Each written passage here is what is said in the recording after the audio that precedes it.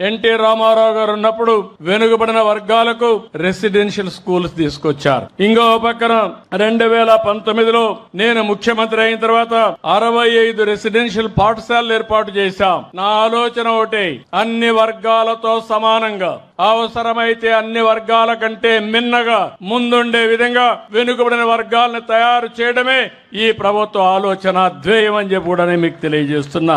108 BC residential schools ఉంటే 75 దాకా Telugu Desam party హయాంలో వచ్చాయి. మత్స్యకారు కుటుంబాలకి దగ్గర ఒక 9 రెసిడెన్షియల్ స్కూల్స్ పెట్టాం. కొన్ని స్కూల్స్ ఉంటే ఇవన్నీ కూడా జూనియర్ కాలేజీలుగా చేసి ముందుకు పోయే పరిస్థితి తీసుకొచ్చాం. వెనుకబడిన వర్గాల పిల్లల్లో మాణిక్యాలున్నారు. సరైన చేయూతిస్తే బ్రహ్మాండంగా రాణించే అవకాశాలుంటాయి. అందుకే ఈ ప్రభుత్వం ఎవరైనా విదేశాల్లో ఏ యూనివర్సిటీ చదువుకోవాలన్నా ఒక్కొక్కరికి 15 లక్షల రూపాయలు సబ్సిడీ చదివించిన ప్రభుత్వం ఈ రోజు ప్రస్తుతం ఉండే ప్రభుత్వం అని చెప్పి కూడా నేను మీకు తెలియజేస్తున్నా.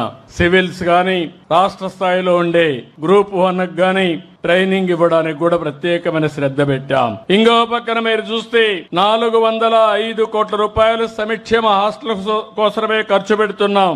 ఇంకో పక్క 76 కోట్లు పెండింగ్ ఉంటే నేను ఒకటే మంత్రి గారు చెప్పాను, ఎవరైనా సరే కొంత వెయిట్ చేస్తాం గాని ఈ ప్రభుత్వానికి మొదటి ప్రాధాన్యత వెనుకబడిన వర్గాల సంక్షేమం. దీంట్లో ఏమాత్రం కూడా నిర్లక్ష్యం లేకుండా పనిచేస్తామని హామీ ఇచ్చాను.